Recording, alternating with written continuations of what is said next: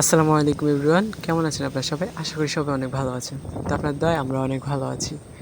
তো আজকে আপনাদেরকে দেখাতে চলেছি দালাল বাজার কুয়াশাগর দিঘির পাড়। আসলে ভিডিওটি গাড়ি থেকে করা হয়েছে, এই জন্য এরকম লাগতেছে।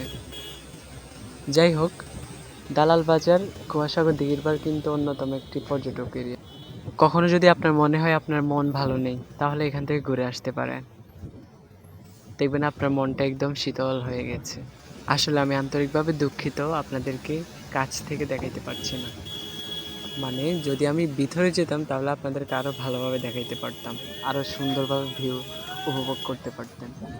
দালাল বাজার কুয়াশাগর দিঘির পাড়ে সকালবেলা অথবা আপনি বিকালবেলা আসলে দেখতে পারবেন অনেক পর্যটকের ছড়াছড়ি।